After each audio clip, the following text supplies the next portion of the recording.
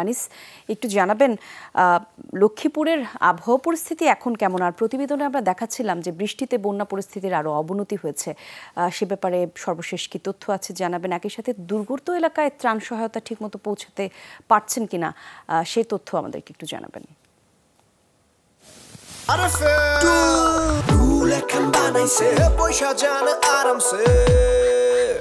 কলি আসলে আপনাকে যেটি জানিয়ে রাখি যে বেলা যতই গড়াচ্ছে ততই কিন্তু বন্যার পানি কিন্তু বৃদ্ধি পাচ্ছে। তবে একটু আবহাওয়ার কথা যেটি বলেছেন যে গতকালকে রাত্রে থেকে কিন্তু গুড়ি গুড়ি বৃষ্টি হচ্ছে, তবে এখন ঘন্টাখানেক একটু বৃষ্টি কমলেও কিন্তু এখন আবার আকাশ কিন্তু মেঘাচ্ছন্ন দেখা যাচ্ছে। তবে এদিকে বৃষ্টির কারণে কিন্তু স্থানীয়রা যেভাবে জোয়ার পানি বসছে এবং বন্যার নোয়াখালী থেকে যে পানিগুলো আসি লক্ষ্মীপুরে কিন্তু আসছে। আমি এখানে আপনাকে যেটি দেখানোর চেষ্টা করি যে এখানে আমার পিছনে যে পানি রয়েছে ঘরগুলোর ঘরের ভিতরে বুক পরিমাণ পানি রয়েছে, আর আমার কোমর পর্যন্ত পানিতে আমরা দেখে বর্তমানে অবস্থান করতেছি।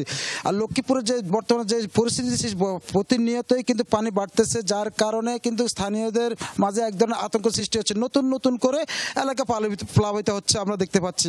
এবং এই যে মানুষের ঘরে যে ঘরগুলো রয়েছে সেই ঘরগুলো কিন্তু তারা ডুবে রয়েছে। প্রতিটি মানুষের ঘরের ভিতরে যে তাদের যে আসবাবপত্র রয়েছে সেগুলো তারা খাটের উপরে রেখে তারা অন্যত্র আশ্রয়কেন্দ্রে চলে গেছে। সেই আশ্রয়কেন্দ্রে গিয়ে কিন্তু তাদের সেখানে ঠাঁই মিলছে না, কারণ সেখানে গিয়ে তাদের যেই বাসস্থান সেই আশ্রয়কেন্দ্রে গিয়ে অনেক জায়গায় আশ্রয়কেন্দ্রগুলো পানি উঠে গেছে, যার কারণে মানুষ কিন্তু পানিবন্দী অবস্থা পড়ে আছে, আমরা সেইখানেও দেখতে পাচ্ছি।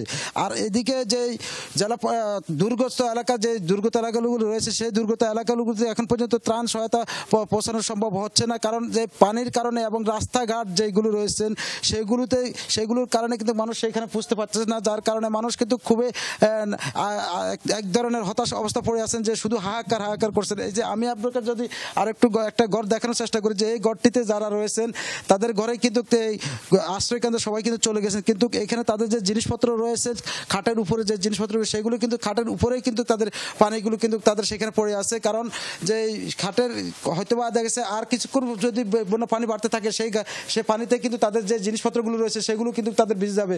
এতে করে কিন্তু তারাও এক ধরনের আতঙ্কিত রয়েছেন। তারা বলছেন যে তাদের যে নিজস্ব যে জিনিসপত্র রয়েছে সেইগুলো তারা নিয়ে যেতে পারেন নাই, তবে জিনিসপত্রগুলো নষ্ট হয়ে যাচ্ছে।